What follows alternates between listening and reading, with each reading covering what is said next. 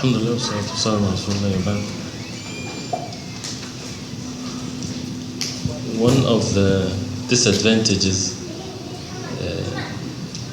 living in an environment that has so much sins and disobedience to Allah subhanahu wa ta'ala is that the heart does not get affected anymore. Doesn't make any difference whether a person see people committing sins or not. Different than someone is not exposed to the sins. And that's why it's important for those who are tested by witnessing such environment, they have to feel bad for others, to give them da'wah, invite them to the deen of Allah subhanahu wa ta'ala, and at the same time to feel that the greatest and the best ni'mah that Allah subhanahu wa ta'ala can bestow on someone is to be from the followers of the Prophet alayhi salatu wasalam.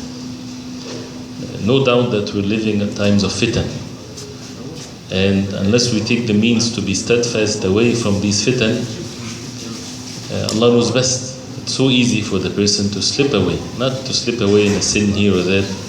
The person might lose his whole religion, his whole entire deen, and to die in the state of kufr wal-'iyadhu billah. The fear of falling into kufr is a healthy fear. A person should have that fear in his heart. And Ibrahim alayhi salam, he said, made dua to Allah subhanahu wa ta'ala, وَجُنُوبْنِي وَبَنِيَّ أَن نَعْبُدَ الْأَصْنَامِ. Oh Allah, protect me and my offsprings from worshipping idols. And as we heard many times, Ibrahim al-Taymiyyah rahimahullah, he said, وَمَنْ يَأْمَنُ الْبَلَاءَ بَعْدَ إِبْرَاهِيم. Who can guarantee to be saved from al-bala and this calamity after Ibrahim alayhi salam? If Ibrahim alayhi salam himself is making such a dua, and he is one of the best of the messengers of Allah, so how can other than Ibrahim alayhi salam feel secure? Oh no, this is something that is no way that a person would find himself in this. No, it's a healthy thing for a person to have that fear in his heart, and when you fear something, you run away from it. So you take the means to stay away by having the proper knowledge, by being away from disobedience to Allah subhanahu wa ta'ala, by following the way of the Prophet alayhi salatu wasalam, and of course by teaching our children the right understanding of the deen and what is halal and what is haram. Otherwise, if we leave them exposed, the matter becomes confusing to them. And that's why many of the Muslims today, they see out of ignorance that what Allah subhanahu wa ta'ala forbade, they see some of it, it's a personal choice. Like the action of Qawm Lut. Something that Allah subhanahu wa ta'ala destroyed a nation because of this. Right? And for a Muslim to say it's okay, it's by birth, and this is all false, it's all evil. There's no such a thing. They just deceive people by this.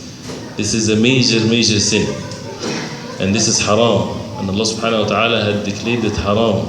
And a Muslim should never be shy or fear or think that to be politically correct and this and that. This is the deen of Islam. And we have to be firm on our beliefs. This is haram. And of course, to put things in perspective, you have committing zina is haram, but it's legal, right? Laws-wise, it's legal, but it's haram. Do we say that since it's legal, then we should not talk about this? Definitely, we should warn against this. The same thing with drinking alcohol, wine. Allah subhanahu wa ta'ala saved this ummah. The nations before, what happened? This is in their books, in the Bible, in the Torah, and the Injil. The punishment of the people of Qawm Lut is very clear, and clear statements that whoever do this in the Old Testament, right, that they are to be killed and things like this, right? And if people compromise their religion, Allah subhanahu wa ta'ala even called the Christians, وَلْيَحْكُمْ أَهْلُ الْإِنْجِيلِ بِمَا أَنزَلَ اللَّهُ فِيهِ. Let the people of Al-Injil rule by what Allah subhanahu wa ta'ala revealed in it.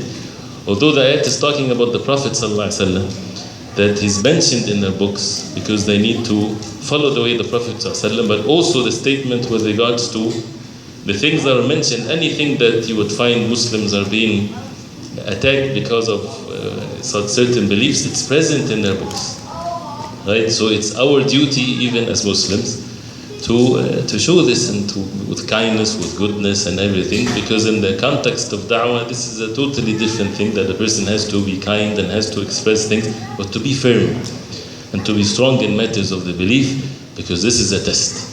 And Allah subhanahu wa ta'ala made the matter so clear to us. There's no ambiguity whatsoever in matters of the deen.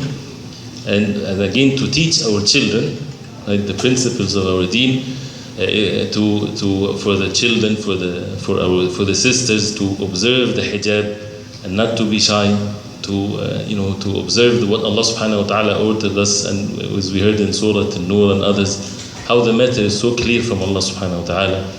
وَمَا كَانَ لِمُؤْمِنٍ وَلَا مُؤْمِنَةٍ إِذَا قَضَى اللَّهُ وَرَسُولُهُ أَمْرًا أَنْ يَكُونَ لَهُمُ الْخِيَرَةُ مِنْ أَمْرِهِمْ. That it's not a matter of choice, it's submission to Allah subhanahu wa ta'ala, because Allah subhanahu wa ta'ala only order what is good.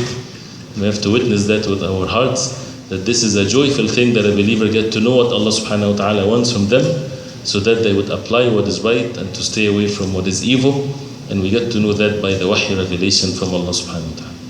And even that subject, you would find some people saying, be careful, don't talk about it. Wal'ayadu billah. This is deen of Islam. Right? We have to talk about everything. If it's against our deen, we have to be firm on our deen. Even if all kicked out, so what? They said that to the people of Qawm Lut. أخرجوهم من قريتكم إنهم أناس يتطهرون. They said to the people of Lut, kick them out of your village. They are people of, they purify themselves. Alhamdulillah, the matter is not like this. But we need to be clear on matters of belief and aqidah and matters of deen, so that it's not confused.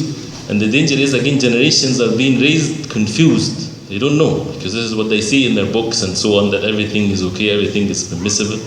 So we ask Allah subhanahu wa ta'ala to protect us and to make it easy for us to be firm in our deen.